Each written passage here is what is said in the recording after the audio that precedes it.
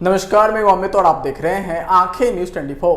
बिहार में जाति आधारित गणना के खिलाफ सुप्रीम कोर्ट में जो हलफनामा गृह मंत्रालय ने दाखिल किया था उसे केंद्र सरकार ने वापस ले लिया है। केंद्र सरकार की ओर से कहा गया है कि पैरा 5 अनजाने में शामिल हो गया था, जिसके बाद जदयू ने भाजपा पर आड़े हाथ लेते हुए कहा कि बीजेपी की दोहरी राजनीति सबके सामने आ गई है, ये बिहार के हकों को मारना चाहती है। वहीं विजय कुमार चौधरी ने प्रेस कॉन्फ्रेंस कर कहा कि अभी शपथ पत्र जारी होता है 2 घंटे में चेंज हो जाता है। वहीं उन्होंने आगे कहा कि केंद्र सरकार बिहार सरकार को देखना नहीं चाहती है, उनका लगातार प्रयास रहता है कि बिहार सरकार को रोके। वहीं आगे विजय कुमार चौधरी ने कहा कि जनगणना करवाना केंद्र सरकार का अधिकार है, बिहार सरकार तो जाति सर्वेक्षण और जाति आधारित गणना करवा रही है। जब इनको सुप्रीम कोर्ट से फटकार लगा तो हादसे पर आ गई बीजेपी। वहीं बिहार प्रदेश के भाजपा नेताओं पर निशाना साधते उन्होंने आगे कहा कि बिहार के भाजपा नेता कहते हैं कि हम लोग सरकार के पक्ष में हैं, तो ये बताएं कि केंद्र सरकार सही है या बिहार भाजपा के नेता। आइए आपको सुनवाते हैं और क्या कुछ कह रहे हैं विजय चौधरी। सही कौन है? अभी सही दोनों हैं और सही यही है कि जाति आधारित गणना हो रही है, आंकड़े आएंगे, उसके आधार पर बिहार के लिए गरीबों के लिए काम करने में मदद मिलेगी। सही ये तो नहीं है। सही अभी जनगणना में और जिन किसी को भी इसके बारे में किसी तरह की बात हो तो जनगणना कराने का उद्देश्य जो सरकार का फैसला है उसी में निहित है। वो ये है कि सबसे पहले सही आंकड़े आने चाहिए। आज तक जो है कि सही आंकड़े आज तक नहीं आए हैं। आप ही को पूछा जाए कि अलग अलग जातियों का प्रतिशत बताइए, आप को जो मालूम होगा उनको जोड़िएगा तो 100 की आबादी में 500% हो जाएगा। इसलिए और उससे भी बड़ी बात है कि ये सिर्फ संख्या नहीं मालूम हो रही है, इससे हर जाति के लोगों का सामाजिक आर्थिक सर्वेक्षण भी हो रहा है। मतलब हर जात में जो गरीब लोग हैं उनकी पहचान भी हो रही है, उनकी भी संख्या निर्धारित हो रही है। और ये जान लीजिए कि ये सिर्फ एक सरकार की बात नहीं है, ये बहुत ही दूरगामी प्रभाव वाला ऐतिहासिक कार्य हो रहा है। ये एक बार अगर प्रामाणिक आंकड़े आ जाते हैं तो भविष्य की सरकारों के लिए भी इनके आधार पर योजनाओं को क्रियान्वित करने में, योजना बनाने में जो सरकार करना चाह रही है ना, वो हम आपको बता रहे हैं। अब आप क्या चाह रहे हैं वो हम नहीं, उससे आप क्या चाहते हैं उससे सरकार को मतलब नहीं है। सरकार जो करना चाह रही है और सरकार का जो मकसद है वो हम बता रहे हैं। अब आपको क्या इसमें समझ में आ रहा है वो आपकी जिम्मेदारी है और वो आपकी समस्या है। ये नहीं बता पा रही है कि आखिर अगर उनको न पक्ष में कहना है न विपक्ष में कहना है तो उच्चतम न्यायालय गए क्यों? कोई कारण नहीं बता रहा है।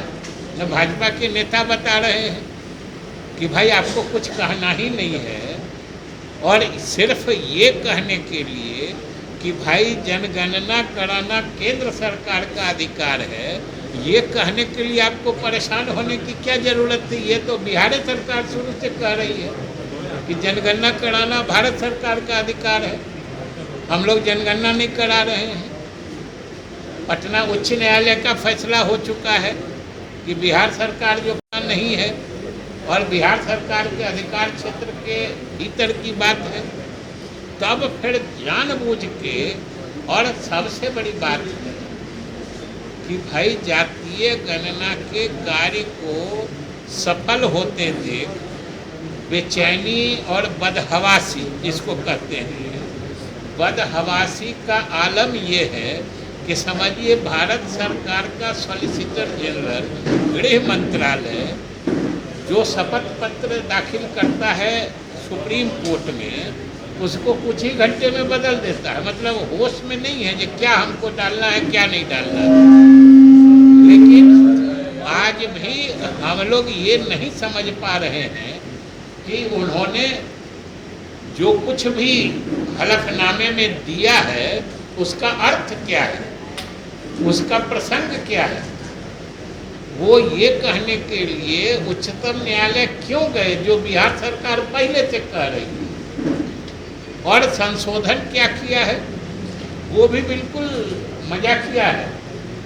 एक ही चीज को वो दो तरीके से कह रहे थे कि उनका कहना था कि जनगणना कराना केंद्र सरकार का अधिकार है। जिस 5वें पैरा की बात कर रहे हैं, जो खुद गलती भी माना है गृह मंत्रालय ने, ये गलती से 5वां पैरा चला गया है, उसमें उसी बात को कहा गया था कि भारत सरकार छोड़ के कोई दूसरी सरकार या कोई दूसरा बॉडी ये काम नहीं करा सकता है। तो आपने उसको हटा दिया, लेकिन ये काम भारत सरकार ही जनगणना करा सकती है। अब आप ही सोचिए कि इसको कौन प्रोटेस्ट कर रहा है, इस पर तो कहीं विवाद था नहीं। तो ये कहने के लिए जाना, ये जरूर कहीं न कहीं किसी न किसी साजिश और षड्यंत्र का ही हिस्सा दिखता है, नहीं तो क्या हड़बड़ी थी कहने की। और जब पटना उच्च न्यायालय ने कहा है कि जिस वो, अगर आपने अभी तक हमारे चैनल को सब्सक्राइब नहीं किया है तो हमारे चैनल को जल्द से जल्द सब्सक्राइब करें, लाइक करें, शेयर करें और कमेंट करें। क्या आप पत्रकारिता के क्षेत्र में अपना कैरियर बनाना चाहते हैं? तो आज ही royal Ashoka institute of mass communication and journalism में अपनी जगह सुनिश्चित करें। आर्यभट्ट ज्ञान विश्वविद्यालय पटना से मान्यता प्राप्त 100% प्लेसमेंट के साथ royal Ashoka institute of mass communication and journalism नामांकन जारी है।